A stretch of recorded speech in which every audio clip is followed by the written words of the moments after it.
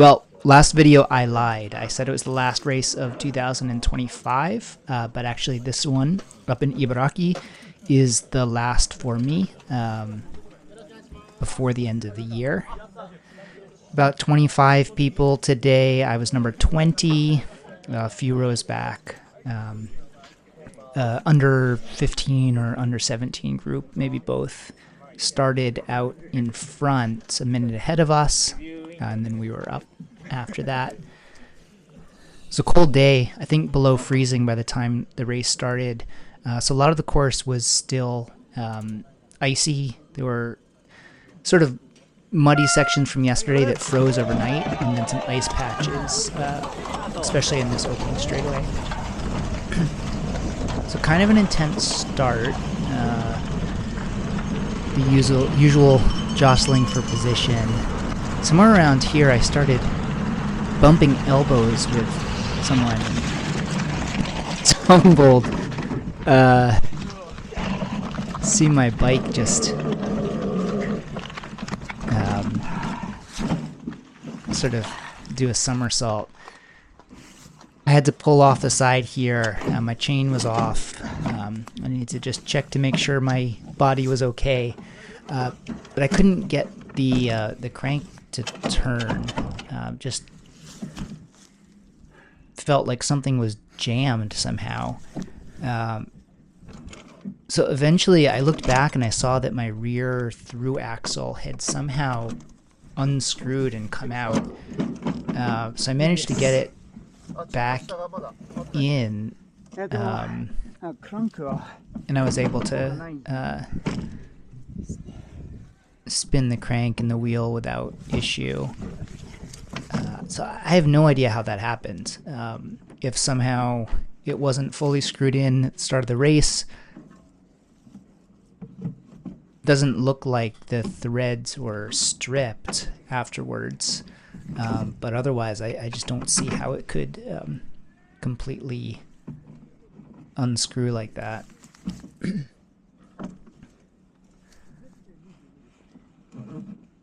So, I don't know how much time I've lost by now. At least a minute, I'd think. But back up. I shredded the arm of my skin suit. I ended up having a big gash, sort of just above my elbow, on my forearm, my shoulder, my hip a little bit was scraped and cut up a little bit. And I didn't notice until afterwards, but I feel like I probably lightly bruised my maybe the side of my rib cage, so it hurts a little bit if I sneeze. Not as bad as the bruised rib that I had a few weeks ago. I had a race last month, though.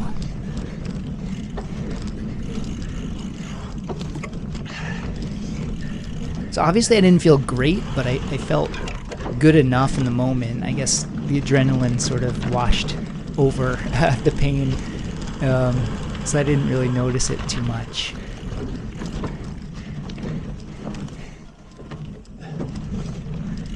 Didn't know how far ahead people were. I saw them coming through this section, the last couple of stragglers, so I thought that they were at least within sight. Last thing I wanted to do was pull out of the race after driving close to 2 hours to get here.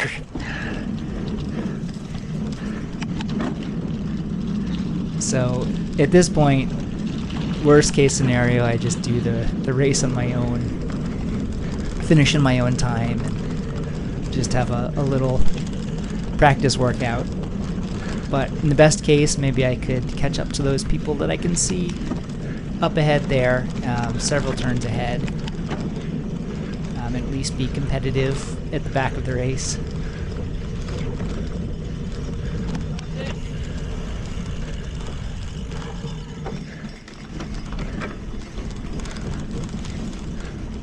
You can see all that grass is white with the frost over it.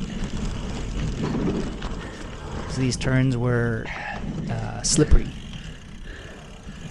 hard but slippery.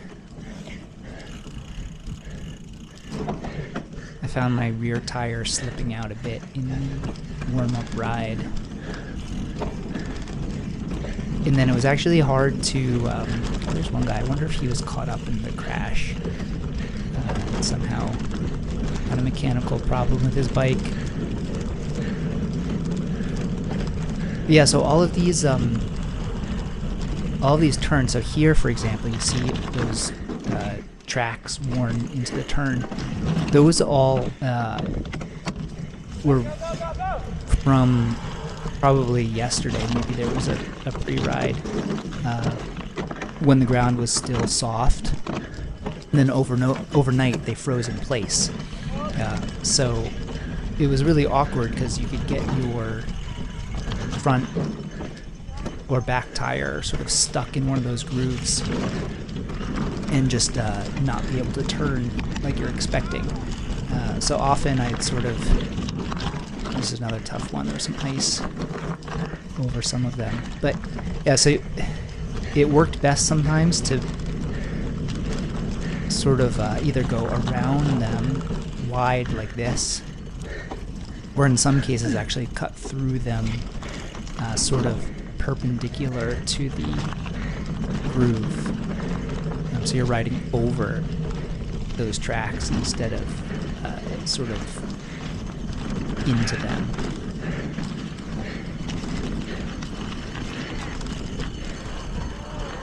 So saw a few people there.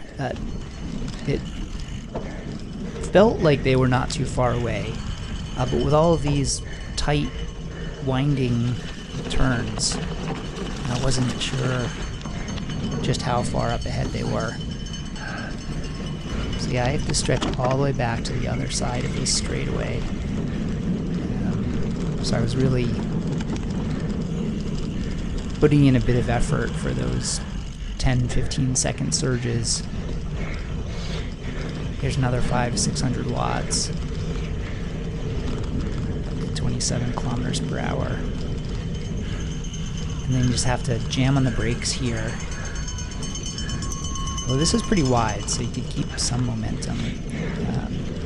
Still over 20 kilometers per hour coming through that turn.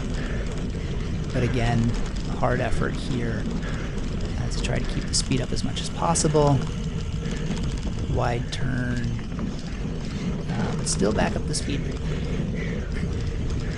And then off to the right there, probably the leaders are on the opening straightaway again. That's around where I crashed.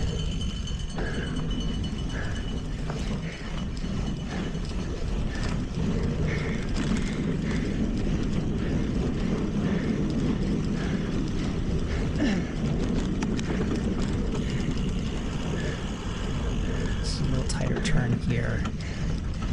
Drop down to 15 kilometers per hour.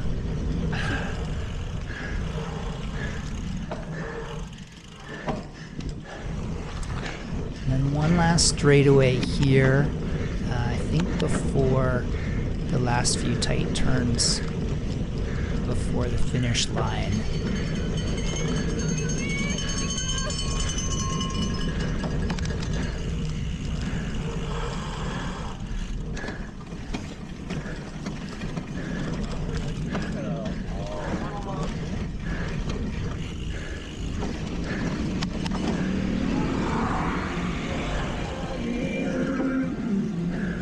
I kept thinking I was 1 or 2 turns closer to the finish line than I really was. So here we go. This is the last tiny little straightaway before the finish line, right there. Then a 180-degree turn back to the opening starting straightaway.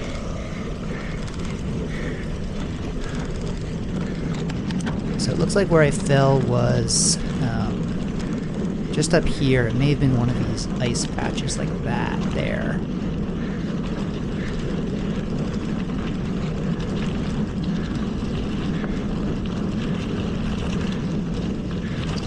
So I know I felt a bit of bumping in that opening sprint, and I just sort of assumed that I was knocked off balance a little bit, and then with the slippery ground, I wasn't able to stay upright enough, well, obviously, but with the tires getting sort of bumped out from under me on the slick surface, I thought that's what caused me to go over. I wonder if somehow if my through axle was already out, if the wheel might have been less stable. Who knows? Certainly possible.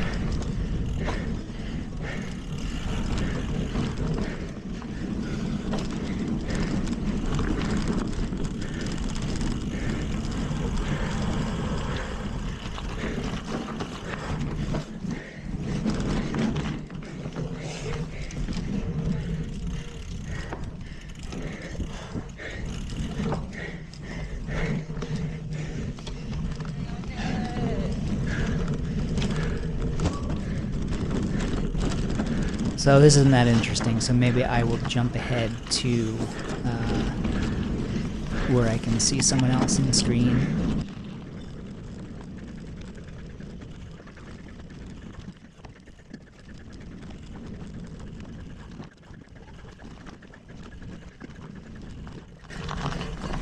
Alright, so I've been starting to catch up to the guy in green there ahead of me.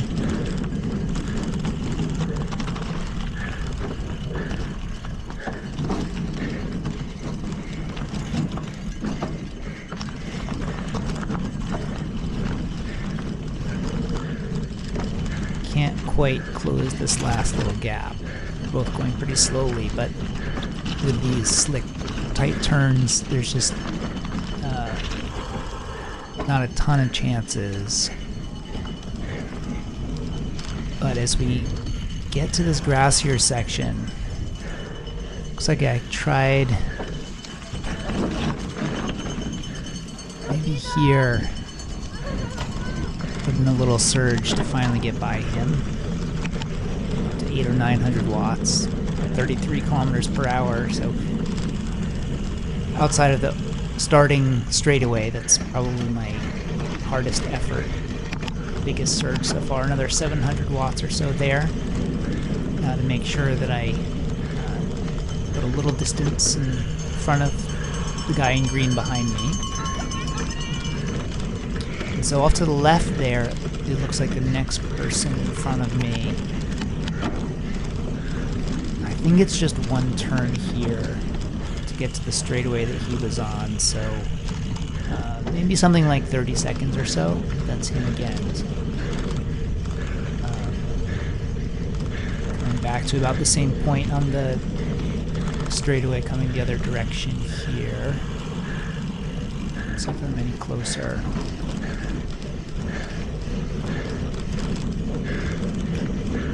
Looks like that may have been him putting in some extra effort after that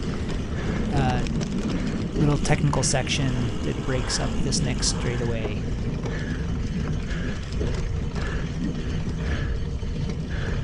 A little bit of sort of a chicane here, back and forth S-curve.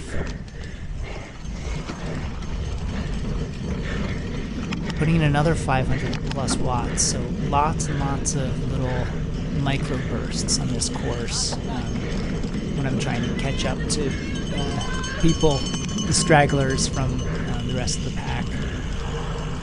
So there are 25 people in the race. I guess I passed the one who was walking and then the person in green, so probably at around 23rd place here.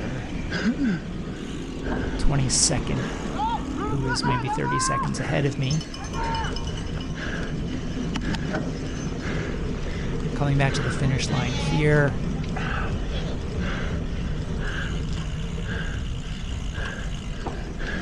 I guess it's actually 4 laps, not the 3 laps that's on the lap counter on the right. It looks like the first lap probably wasn't counted. But looking at the official results, I can see that the first lap was 8 minutes and 30 seconds. So more than a minute and a half slower than the first lap that's showing up in the lap timer on the right on the screen. So probably all of that minute and 30 was due to the crash.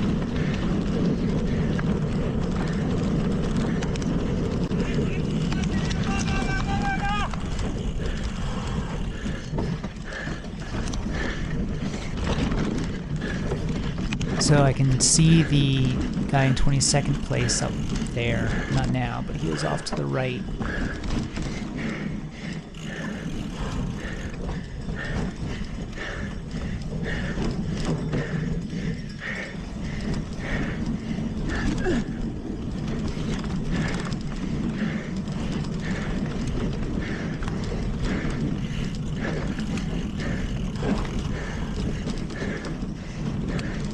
That next group didn't seem too far ahead of him, although there's still a few winding, bumpy turns here to get through.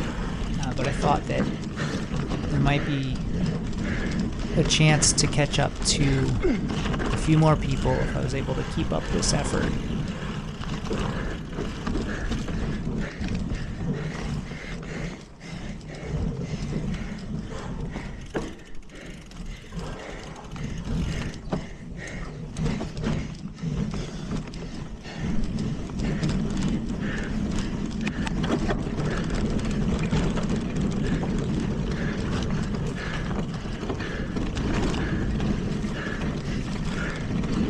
So this is last sort of straightaway before we get into those icy turns. Let's see if I can see anyone else.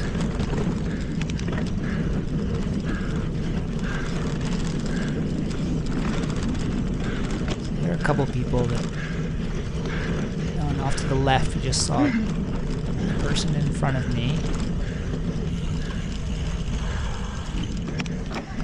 I think I'm probably making up some more ground. I think he was probably more like 15 or 20 seconds ahead at this point. I think that's Koyanagi-san. We've been close in the past. I think he upgraded one or two races before I did. He just beat me out for third place in one race, the one that he upgraded on. So I know that we can compete with each other. Similar level of fitness, probably.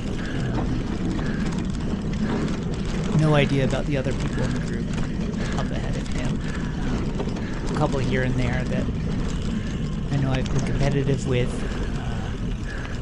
but I wouldn't expect them to fall back too far and let me make up that minute gap.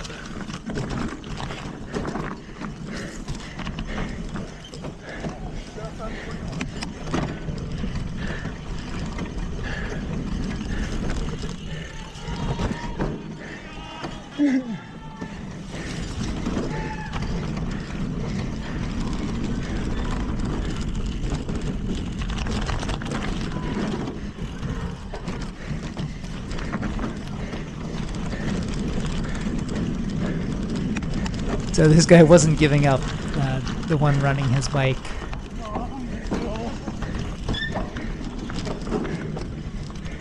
I guess he's probably done at least 2 laps running.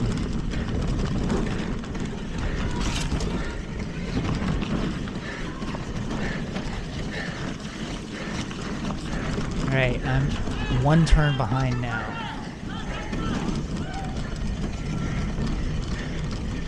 Coming into the grassy, faster sections. This is right around the same place that I passed the guy in green the last lap. Slightly farther behind, but making up ground. And there, someone just went off to the left who was another 15 seconds or so ahead. Let's see, another 700 watt surge.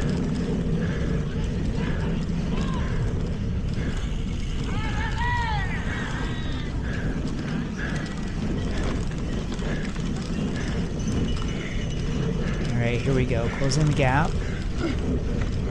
Almost there. Let's see if we can do it with one more surge here.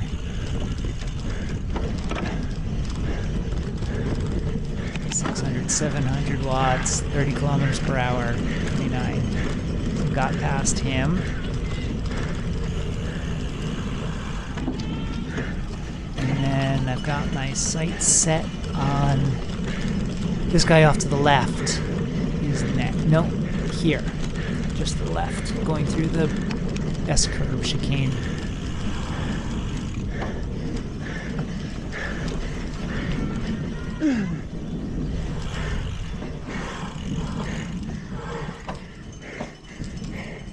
So I've made up 3 spots now.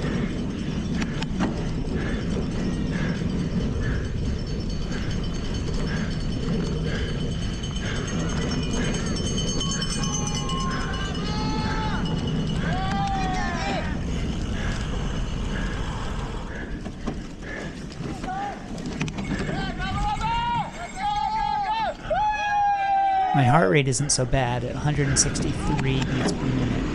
And that's often the case in these types of races where there's a lot of slow technical turns like this, and then some surging straightaways. It's really more just repeatability and being able to repeat those hard anaerobic surges on these straightaways. So again, up over 500 watts, 400 watts. That's a dipping a bit here, but that's a difficult effort. Definitely one I've had to train for. Doing a lot of repeated anaerobic intervals, relatively short VO2 max intervals, I think all helps this sort of repeatability on this sort of course. I'm not sure how much of it was adrenaline trying to catch back up after that crash, but I think I'm probably feeling the benefits of a training plan that has worked towards sort of a specialty phase where I'm training more of those repeated efforts. So, despite being towards the back of the group here and having that sort of disappointing fall, I guess it's encouraging to see the sort of the fitness gains.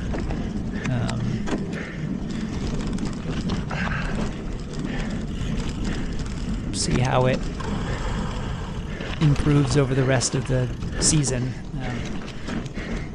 There's a couple of races in January and then a couple in February.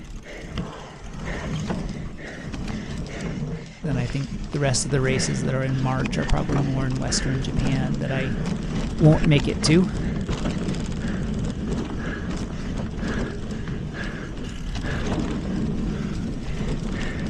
So here's one of the other guys in shorts.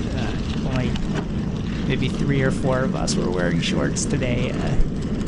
-1 degree Celsius.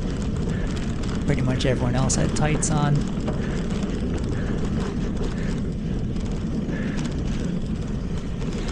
I was glad to at least have the long sleeve shirt for an extra layer of protection when I fell. Even with that, the cut on my arm was, I guess not too deep, but pretty bloody. Without the layer of protection, it would have been that much worse.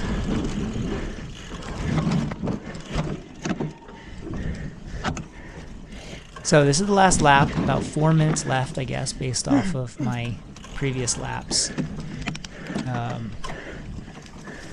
sure when I'm able to pass number 13 here. He was taking the turns pretty cautiously, which I was too, but I felt confident enough that I could take them a little faster than he was, so I really wanted to try to get by him and see if I could catch some more people up ahead. But I didn't want to be so aggressive that I was taking unnecessary risks here. after the fall earlier in the race. Looks like I was able to get through there. He was taking that approach of going around the frozen divots, and I was able to sort of cut over them.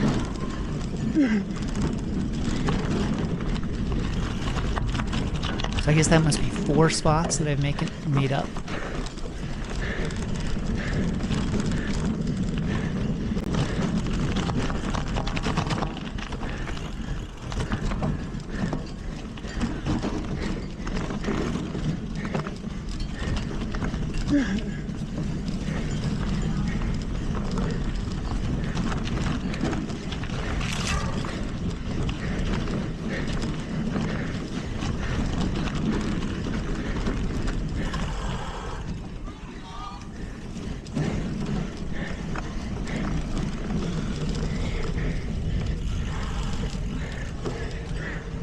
It's like a similar situation where I'm close to another person in front of me when we get to these straightaways. He's looking like he might be pretty tired. See how my efforts are doing. I'm still able to get up to 700 watts here. That's a good sign.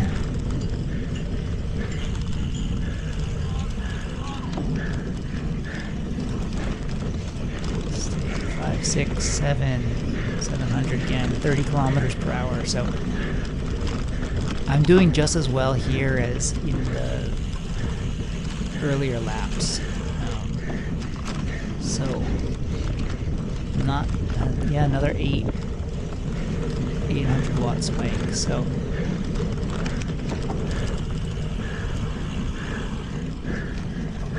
my legs still have something in them.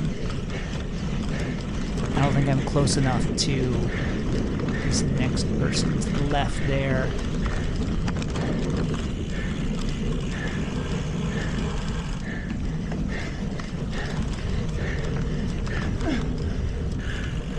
So he's still in sight.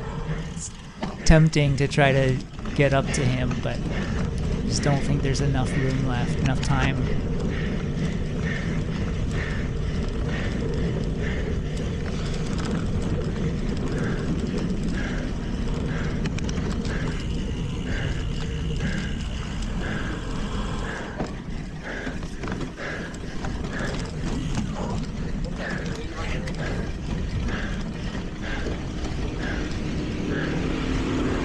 So he's just a couple of turns ahead, but there are only a couple of turns left.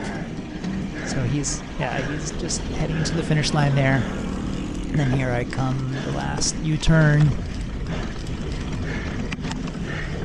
Last little effort, just for good measure. And the finish. So it looks like those last 3 laps were almost identical.